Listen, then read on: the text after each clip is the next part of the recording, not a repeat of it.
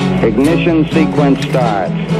6, 5, 4, 3, 2, 1, 0. Liftoff. We have a liftoff.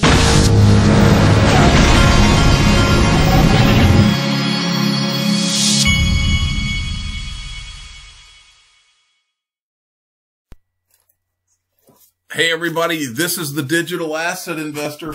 I've had a busy day today so far. I got my video out and I have been dealing with, it seems like with these kids now, it's like money's flying out the door all the time. The golf cart was messed up and so I had to get the golf cart fixed. And you know, with my luck, I buy a golf cart and it can't just be broken and there be like $100 fix. It has to be the motor that has to be replaced. And that's how things work out for me. So just got my golf cart back and had to replace the entire motor. And I've only owned the thing for 8 months or so.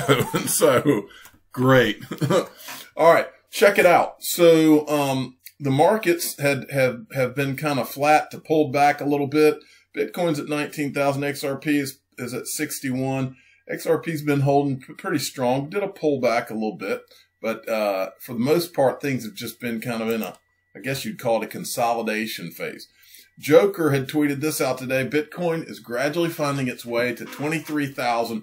As I said, back at 14K levels, while many expecting 12K, I don't see any significant correction now.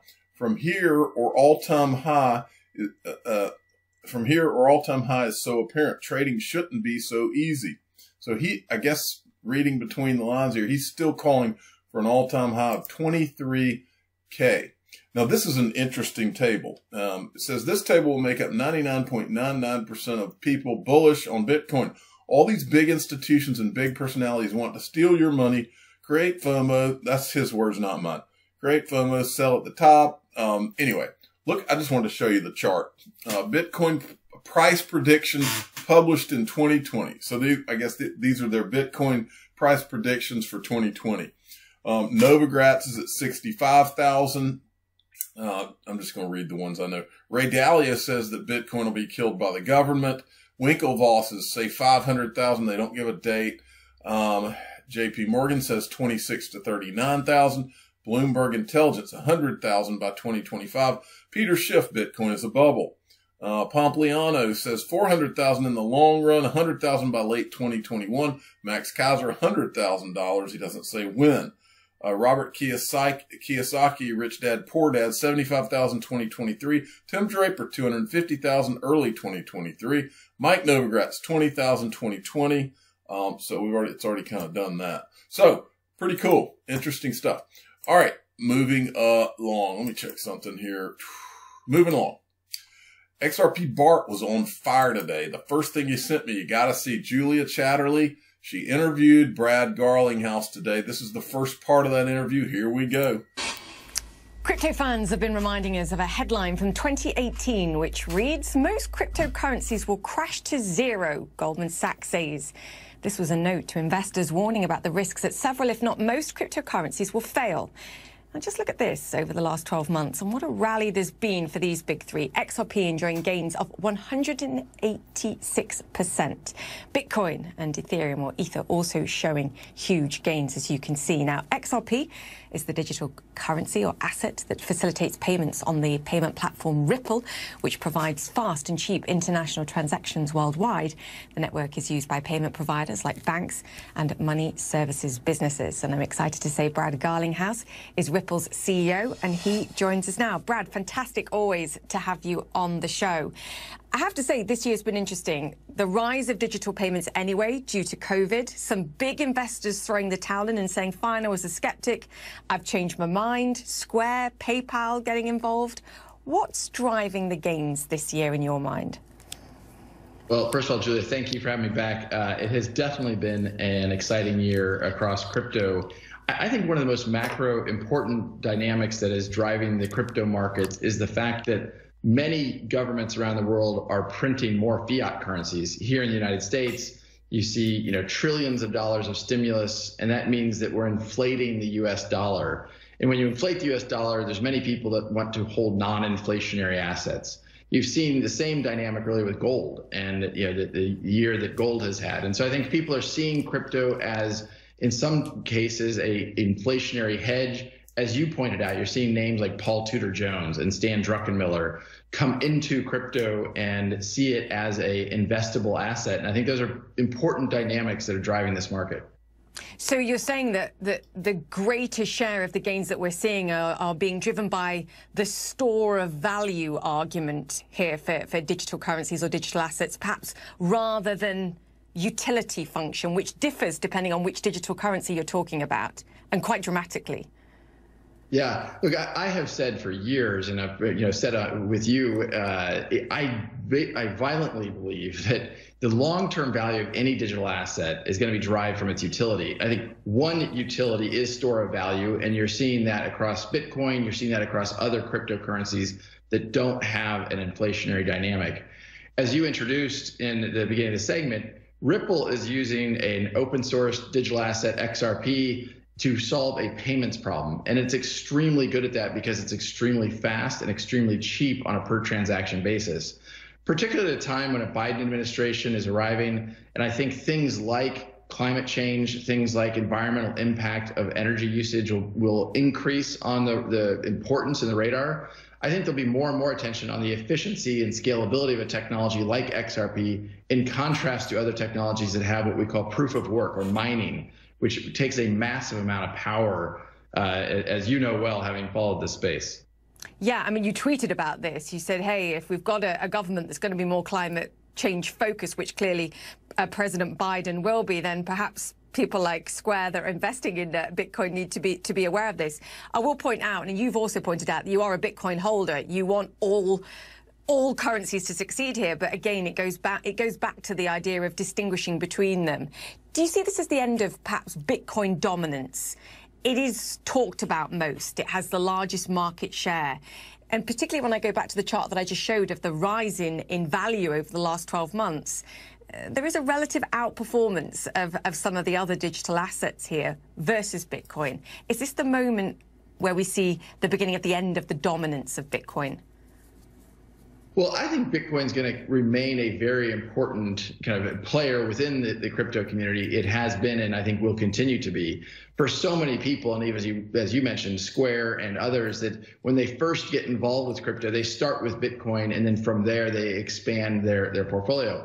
I think it's important to have that entry point, to getting people comfortable. And so I don't think it'll change dramatically. I think Bitcoin has been, I think will continue to be, solving a use case, that utility question around store of value. But as you pointed out, I think they're going to see micro cases or even very large cases. In the case of XRP as a payments tool, particularly the way Ripple uses it for cross-border payments, you're talking about trillions and trillions of dollars that are flowing across border in a system that was really designed and built 50 years ago. I'm sure you personally have had the experience of moving money cross borders, and it's slow and it's expensive. And we can and will enable much more efficient and much cheaper solutions. Yeah, it's the equivalent of steam engine technology, and it's not 21st century. We've talked about it on the show before. Talk to me about regulation, because this is what it distills down to, what the future of regulation looks like. You've said, look, we're a patriotic US company. We want to remain here, but the regulation here is, to some degree, suppressing innovation. It's restricting your business, and you see others doing better around the world. Where are you on the decision, perhaps, to relocate in order to facilitate growing the business? We absolutely want to see the United States lead in this new arena that we call blockchain and cryptocurrencies. And I think we certainly saw that in the age of the internet 20 plus years ago, that the US had clear regulatory frameworks, and that allowed investors to come in and make those investments. Today here in the United States, we're actually out of step with some of the other G20 markets around the world. In the UK or in Singapore or in Japan, you have had that regulatory clarity. You asked why Bitcoin has outperformed, and one of the reasons is likely that there is clarity and certainty about Bitcoin's regulatory framework here in the United States. That hasn't been the case with other cryptocurrencies, including XRP. But when you have that certainty, when you have that clarity, if you're an investor or you're a developer using these technologies, you can invest in them and you can build on top of them with clarity and certainty. The U.S. has not provided that certainty yet, and we have been big advocates of a bill that was introduced in Congress called the DCEA, or Digital Commodity Exchange Act. We think it's a very important step in providing that clarity and that certainty here in the U.S. Okay, here it comes. If you've ever wondered if the mainstream media is listening to all of us out here in Twitter land and in social media, you're going to find out right here that they are. Julia Chatterley actually asked in a Twitter feed yesterday whether anyone had any questions for Brad Garlinghouse, and Mr. B, XRP, had asked a specific couple of questions, and here she goes. She asks his question. Do you need that clarity before you IPO, Brad? Well, that's a great question. We have not been public about what our plans are to go public, with the exception that I've said I think there will be public crypto companies. I originally predicted we'd see them in calendar year 2020. I think you and I may have discussed that at Davos. We did. I think the pandemic has affected a lot of things, and I think that has slowed things down a bit. But look, it's very clear there is enthusiasm for real use cases to solve real problems. And when those are scaled problems, I think you're going to see a lot of investor interest in both the crypto markets as well as the public equity markets. What does an ideal regulatory framework look like for Ripple and for the digital asset XRP? I just want to give viewers a sense of how it's holding you back. Is it preventing you adding central banks to the platform? Is it preventing customers, particularly international companies, joining the payments network too? What specifically is it preventing at this stage? That's Mr. B's question. Well, oftentimes when I'm speaking to customers and we're talking to them about our product that uses XRP in the payment flows, they will ask me about the regulatory dynamics. And we have had customers say, look, until there is clarity in regulatory frameworks, then we're going to hold off. Now, that has not been the case because of the clarity and the certainty in countries, as I mentioned, like the like the UK or the UAE or Switzerland. You do have companies in those markets saying, absolutely, we're supportive, let's move forward. Here in the United States, we actually have about 95% of our customers are non-US customers, and only about 5% are here in the US. And people say, well, why, you're a US company, why is that? One of the dynamics is we have U.S. companies who are waiting for clarity, and the clarity really emanates from the Securities and Exchange Commission. The U.S. SEC said 2.5 years ago, almost 3 really, that Bitcoin was not a security, and then they came out about 2 months later and said that Ether is not a security, and then they stopped and instead focused their energy on some of the bad actors in the ICO market, the initial coin offering. So for us around XRP and the over 100 companies that are working with XRP, getting that clarity and that certainty, it's very clear to me that XRP is being used by many companies as a currency. You've had the U.S. Department of Justice refer to XRP as a currency. You've had FinCEN refer to it as a currency, but you haven't yet had that clarity from the U.S. SEC.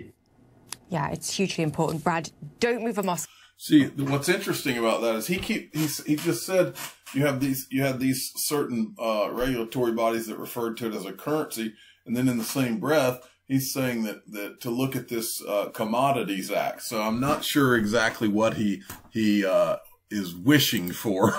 Now here's this is Tom Lee. He's a Bitcoin guy, but I wanted you to hear this too. Got to turn you to Bitcoin since we've seen this run here. Your forecast is for a triple next year.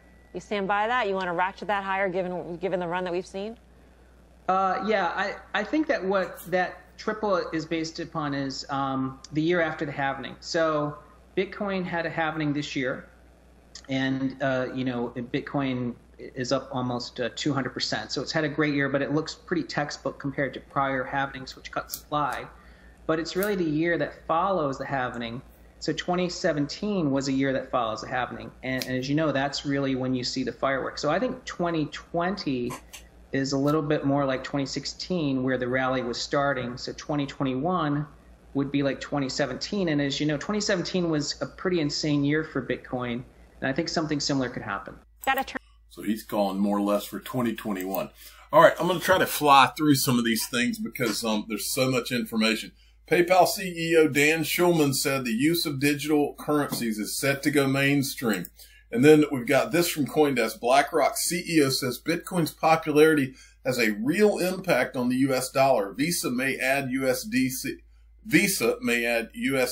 support, and PayPal CEO thinks the time is now for crypto. And then this guy, let's see who this is. He's just the guy that wrote the article. Anyway, so it's almost like there's a coordinated effort and everybody has said, okay, guys, the time is now. And so let's all start talking great about Bitcoin.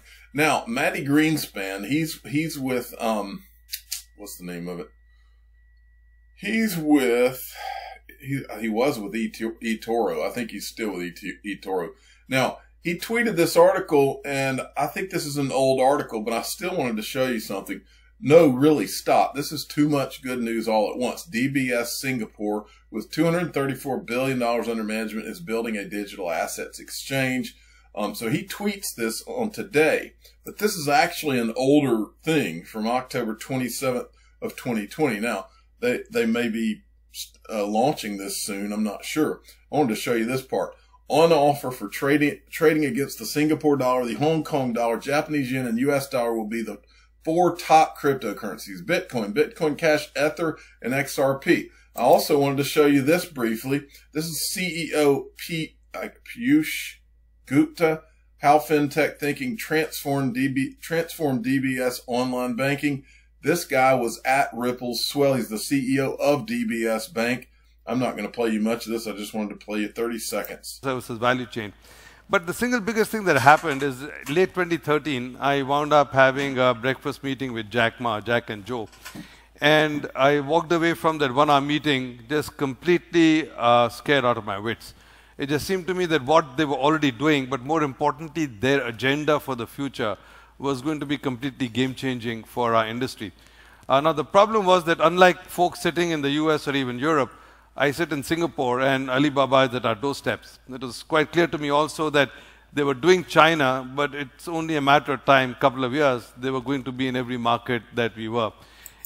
Okay, so basically he was just telling his little story about, but anyway, I wanted to show you that he was at Ripple Swell 2019 in Singapore. Ethereum 2.0 beacon chain goes live as world computer begins long-awaited overhaul. So Ethereum 2.0 has begun to arrive. This guy had an interesting tweet. Ethereum 2.0 transforms Ethereum, the blockchain, but what about ETH, the asset? In ETH 1.x, ETH is used as a money and commodity. In Ethereum 2.0, Ethereum will also be used to produce income through staking. The combination of the three will make Ethereum one of the most unique assets in crypto. And he's got a little graphic there. Now, Michelle Vandenberg sent me this. XRP led November's crypto bull run with 169% gain. And I wanted to show you this graphic right here because this pretty much says it all. Look at what happened, the returns in November. XRP and XRP's brother sister, XLM, and everything else, including Bitcoin, was way behind it, and Ethereum. So there you go. Bitpanda, we are happy to announce that we will fully support Flare Network's Spark airdrop. All users who hold XRP will get Spark tokens credited to their Bitpanda account. Also wanted to bring to your attention, the guy that used to do CNBC Crypto, Rand Nooner, has converted his YouTube channel into this thing called Crypto Banter, where you talk crypto. He's got an actual call-in line. I'm not sure if it doesn't say what time he does his shows, but I'm assuming he's going to do a live show every day where you can call in and talk about crypto. Interesting idea. I know Brad Combs has done some of that. Okay, Jonathan D sent this. This is one of the long-awaited Backed. You know, we expected Backed and Polysign to go live in 2020. Backed has launched their early access program, and they've got if you're on the wait list, you can go and sign up for that. And then BlockFi, it's here. Log into your BlockFi account to join the wait list for the world's first Bitcoin rewards credit card and earn 1.5% back in Bitcoin on every purchase. Retweet to be part of history. Now, my understanding is that Coinbase has a wait list for the same thing. And so I got on that wait list. I don't know if I'm going to get on this one or not. All right. This guy sent me this morning. I did a video on this. I covered this Brianna Madigan, about derivatives. And then he wanted to remind me of this. This is, remember Kendra Hill that I talked about in the video this morning? Think of cross-border payments as a nice testing ground to prepare Ripple for the use case they have been focused on since the very beginning. The true intentions of Ripple are to handle 100% of the transactions which take place in the derivatives market. So why do they not make this public knowledge? For multiple reasons, the most important one being they are not ready. They are missing a piece to the puzzle, and that piece is called Codius. All right. So now I want to bring something else to your attention. Remember, I covered this. I was blown away about the IMF tweeting this out and the picture of this Phoenix. And I showed you how they had nodes in the picture of this Phoenix.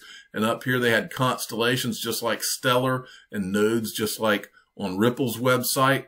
Well, this guy brought something to my attention, Val Jester Locke. This is the Economist magazine from 1988. Get ready for a world currency. And there's cash burning, and then there's a Phoenix rising, right? Well, I had seen, there's a picture that was going around the in XRP Twitter back a couple of years ago, and I had forgotten all about it, but it makes this even more surreal. It's a picture of Brad Garlinghouse, and it looks like maybe he's in an office, I think he's in an office, and there's a drawing, and it's got a drawing, and if you zoom in, it's a Phoenix, and he's looking right at it. He's looking at a Phoenix, and above the Phoenix, I think that says November 2010, okay, above this, and then September 2010 pointing over here, and November 2010 over this Grizzly, which is some kind of bear. But I remember seeing this. I remember seeing this like a year or two ago. But I'm staring at it after. So now let's give you the backdrop. So we've got the IMF tweeting out about it, and then we've got the Economist magazine from back in 1988, and then Brad Garlinghouse of all people standing in front of a Phoenix. I mean, you couldn't make all this up if you tried. I'm the digital asset investor. I'm not an investment advisor. This is for entertainment purposes only. Please subscribe. Hit the like button. Tell your friends and family that Brad Garlinghouse is staring at a picture of a rising Phoenix. We got the Economist magazine, and now the IMF's tweeting pictures of a Phoenix with nodes and constellations on the picture. Does my son need to draw you a picture? Thank you for listening.